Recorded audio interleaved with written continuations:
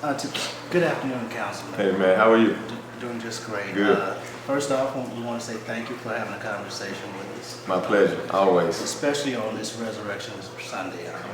We seem to think that's very important. It is.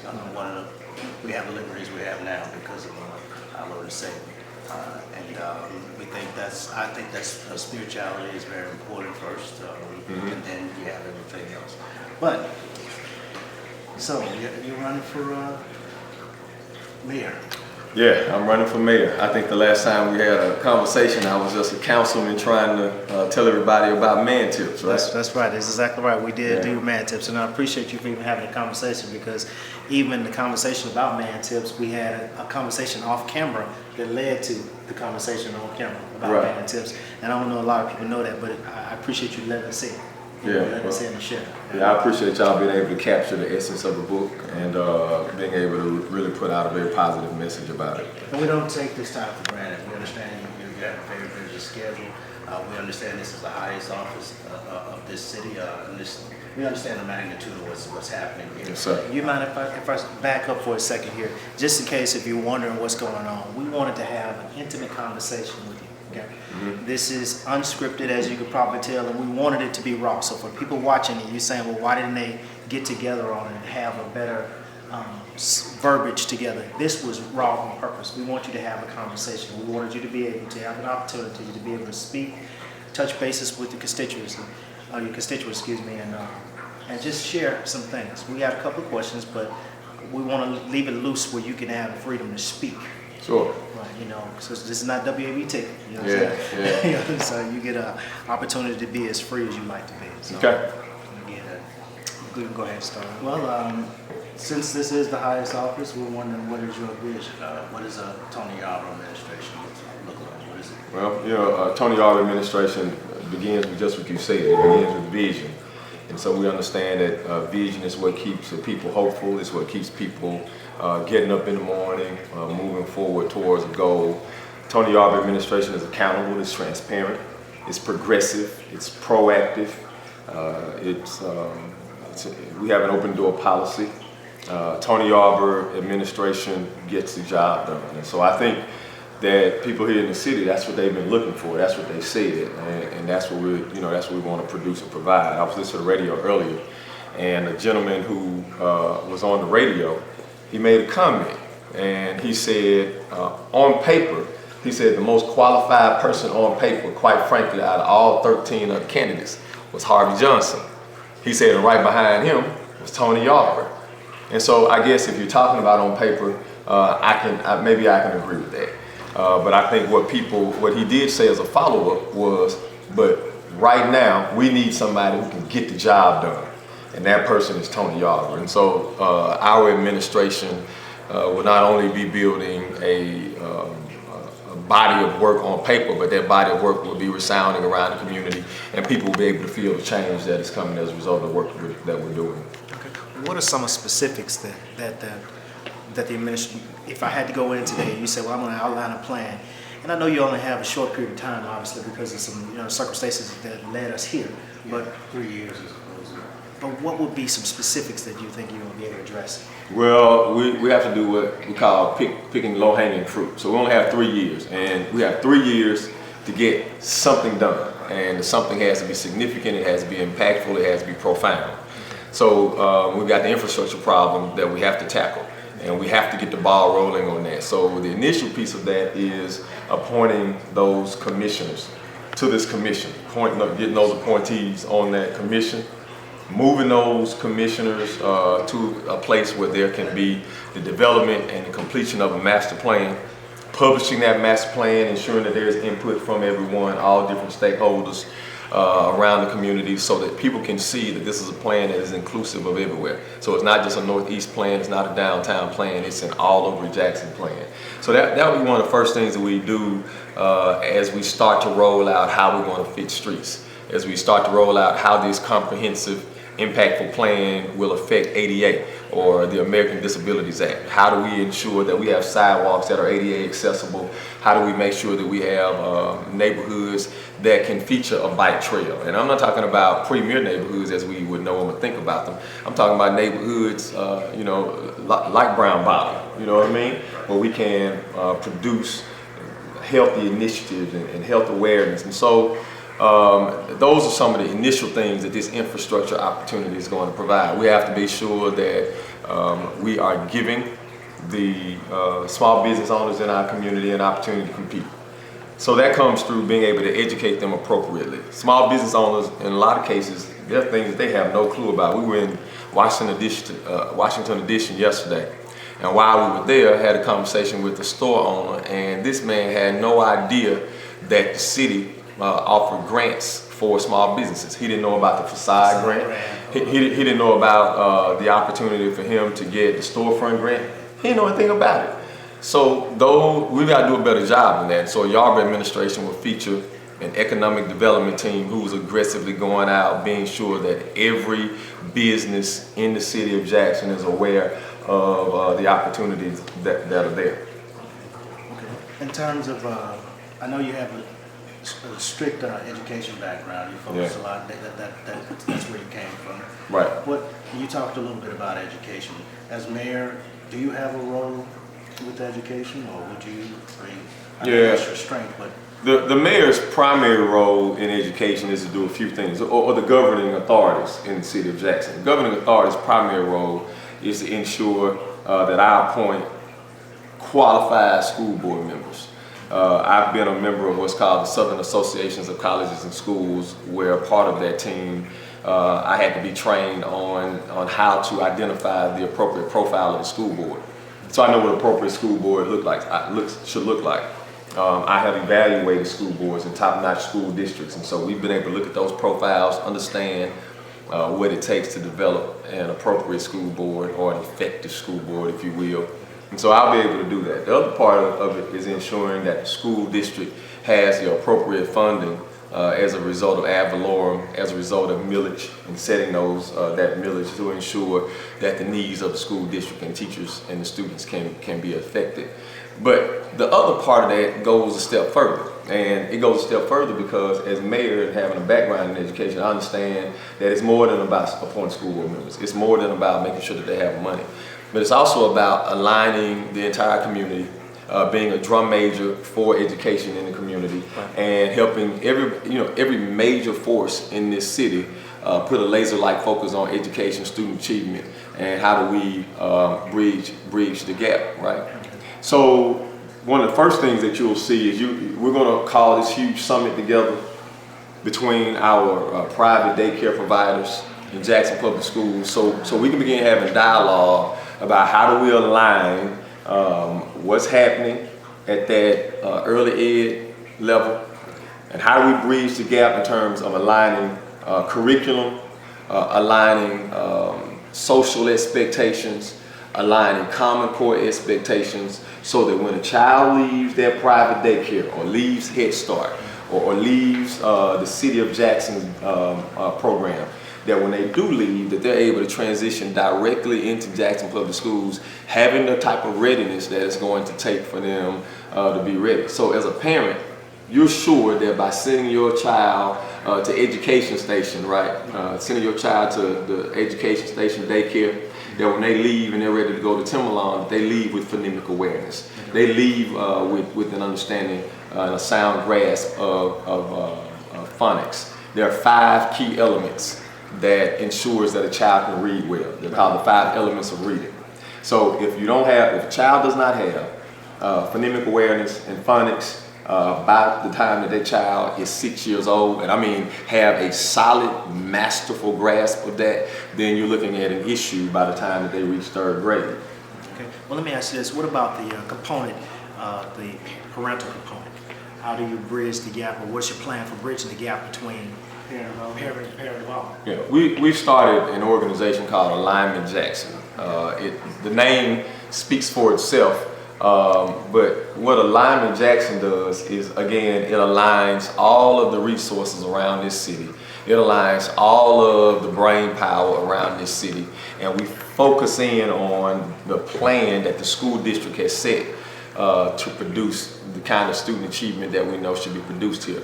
A component of that is the parental involvement. So one of the first things that you'll see as a result of Alignment Jackson is this fall you'll see us launch something called Parent University rather. And Parent University is simply a call out to all of our parents, parental organizations to come together as we begin to educate them on engagement. How do you engage? How do you engage teachers? How do you engage the school district? How do you engage your own community to rally around the schools and their plans? What about what's your relationship with the superintendent and before I forget, truancy? Do you have a role in truancy at all? The superintendent and I have a great relationship. He and I talk regularly. We correspond about not only things related to the school, but also things that relate to the city, because we understand that that's a marriage that has to work. He and I have also, I pulled him to the table on a task force about truancy. And so there are a few things that we've been able to talk out and hash out about how do we more effectively deal with truancy. The city has an obligation. I think that the city has an obligation to enact and enforce a truancy law. I mean, it's important. It is important, but we also have a responsibility to create some kind of wraparound through partnerships with the children as well. So we can't just, you can't just pick them up and take them to the juvenile detention center or something like that. So we have to be able to have a wraparound resource that ensures that for whatever that reason was that they were truant at one point, that we can deal with that, and that's not cyclical in that regard. I wanted to deal with your vision as far as crime and economic development, because we're talking about truancy and the wraparound battling on several fronts. So whichever one you want to talk about first. If you talk about crime, you mentioned the detention center, you want to talk about a city jail. Your thoughts on that, besides just crime, and then economic development, as you spoke about earlier, when you talked about the small businesses. Yeah, well, every city needs an opportunity to be able to detain criminals. Unfortunately, our city is under a consent decree from the Justice Department based upon our ineffective ability to manage a city jail at one point in the past. So currently, we don't really have the opportunity to have a fully functioning city jail. So we have to leverage some other things right now. We have to leverage relationships that we have with surrounding agencies. We have to leverage being able to communicate with the sheriff, who's the highest ranking law enforcement official in the county. So we have to look to being able to massage those relationships, because ultimately, let me tell you what's a secret and people don't understand. Police are putting people in jail. They are. Right? That's all. See, police are law enforcement officers. Now, what has to happen is we have to ensure that there are judges who's going to make sure that the person who hits an old lady and takes her bag, or the person who commits a crime against a child, that they don't receive a bail for $2,500. Okay? They have to do that. But past that, that judge has to be assured that if they set a $250,000 bail, that there's a sale for that person to go in. So there has to be clear communication. It has to be set expectations about what the bar is here in the city.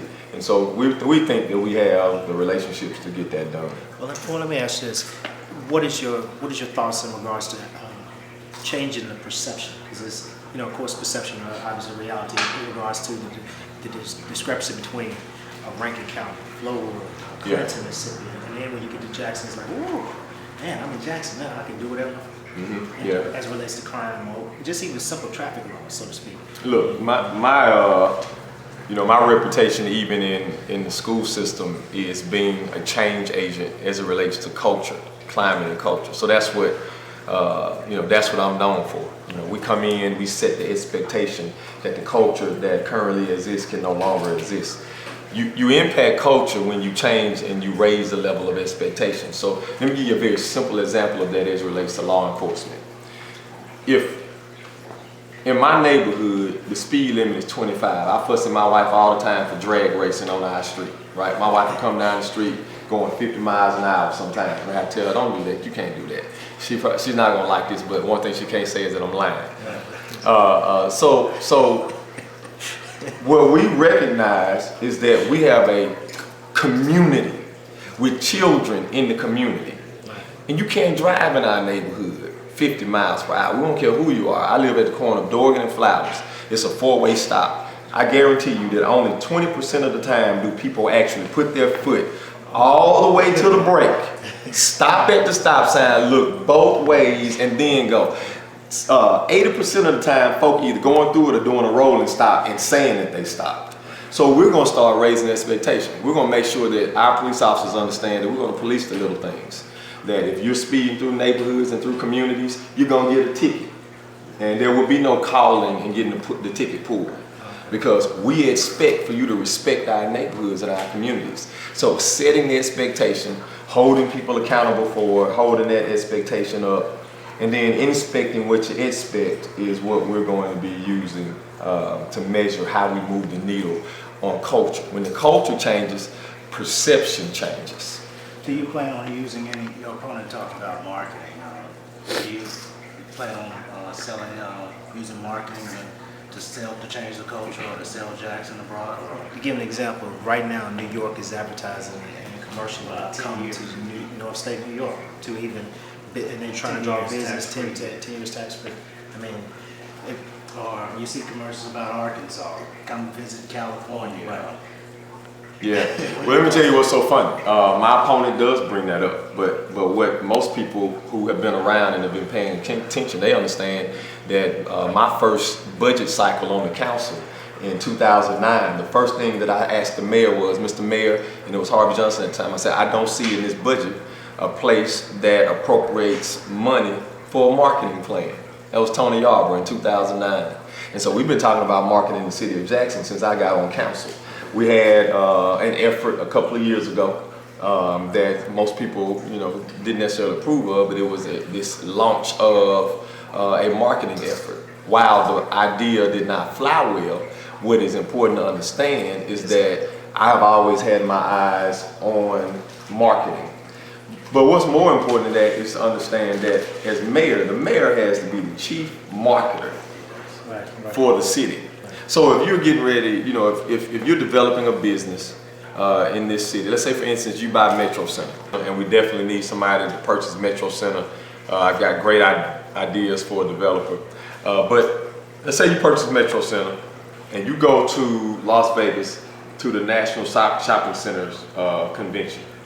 And you go to Las Vegas and you're talking to anchor stores, you're talking to dealers, you're talking to whoever else, you're talking to Magic Johnson theaters.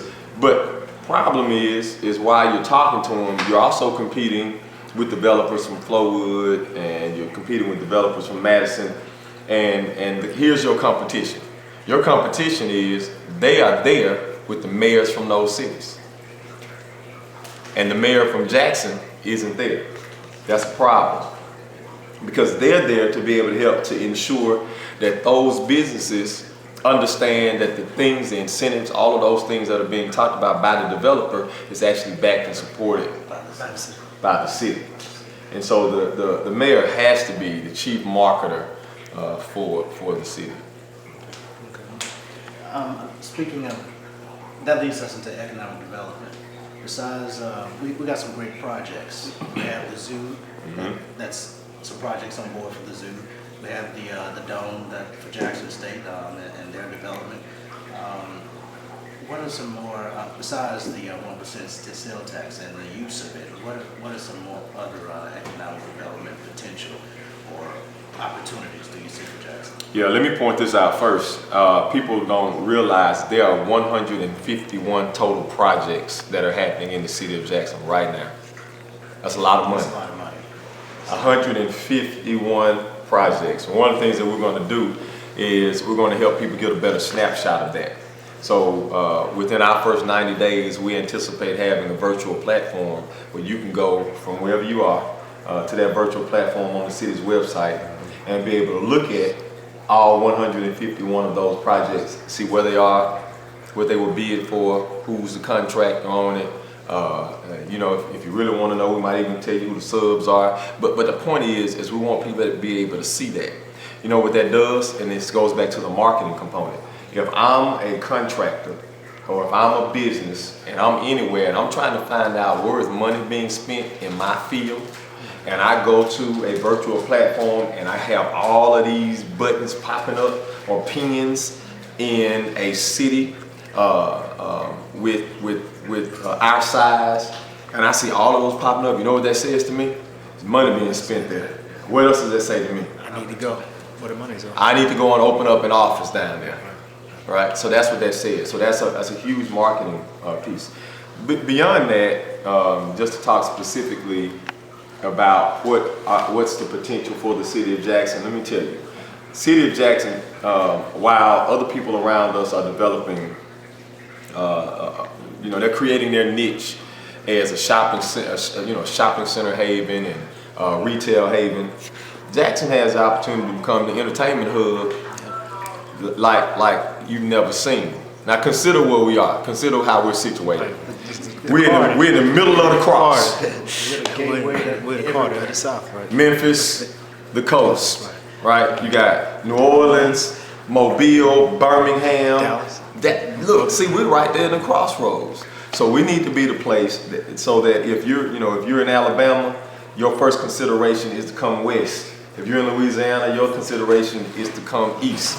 So that's going to be huge. That's going to be important. So as we develop, we've got the opportunity to really become an entertainment hub. So you're going to hear us talk immediately about our expansion of our entertainment district. That's going to open up the door for people, developers who have an entertainment expertise. And so we're going to expand the footprint of our entertainment district. When we do that, we think that the benefits and the incentives that even the state allows under that entertainment expansion is going to be huge. The state just passed, the state legislature just passed, I think it's House Bill 859, I believe. And in House Bill 859, what they literally say is that the state is about to spend money on a feasibility study to determine if they need to open up more avenues for incentives for, guess what, entertainment. Movie theater, not movie theaters, but people who want to make movies. Have you noticed how a lot of folks are trying to make movies down here? Well, what they're saying is they're going to spend money on a feasibility study. I'm telling you right now that with the advent of and the creation of the Civil Rights Museum, Mississippi's getting ready to celebrate its bicentennial. All of this stuff is happening. Tourism is about to explode. So our opportunity to make Jackson this centerpiece or this hub, if you will, for entertainment and tourism is right there. We're on the cusp of it. And we just got to be sure that we seize that. We already lay down the entertainment district so that once that feasibility study comes back, the state grants and allows those incentives. If I'm watching and paying attention and I'm an entertainment guy, who's already ahead of it? Jackson will already be ahead of it. We've already laid the landscape. So that way the Gulf Coast doesn't beat us to it. Or you know, other places aren't beating us. We already have it here, and the moment the legislation hits, we're saying Jackson's open for business. Well, we're gonna let you close with a thought, if you don't mind. What is it that you'd like, again, with the viewers to know about you, or in general, or about if there's something on your mind or your heart you'd like people to know? Yeah, I think at the end of the day, our city is still important, and our city is not only still important, but our city is still viable, and there are still amazing people who live here. There are people who have left, and we believe that they're coming back. We believe that we can build and create a city where there have been, people who are part of this young professional movement, people who have graduated from Jackson Public Schools and have gone to Atlanta or who have gone to Houston. We think that we're able to create an environment where they'll come back. But before we do that, we have to cross the road, and that road is April 22nd. That role gives us the ability to put someone in leadership who understands how to drive this ship. Look, I understand that ultimately what has to happen is that someone needs to be able to take office who can lead on day one. We don't have the opportunity ahead of us to be able to provide a learning curve. So on day one, after April 22nd, Tony Yaber is a candidate who can walk into the mayor's office and immediately begin to affect change. And to affect change in such a way that Jackson becomes a place everyone wants to come to and no one wants to leave. Well, we thank you for having a conversation with us, and we hope you got a chance to say what you wanted to say. Yeah, man, I appreciate the opportunity. Okay, we appreciate you guys for sharing with us. Don't forget to check us out on Facebook, on YouTube as well. Okay, that's right. Check out our website, goodtwinbadtwinunleashed.com. And thanks for having us. I'm scared that they unleashed the good twins. We'll let one of y'all, we're gonna loose one of y'all, we're gonna have to bind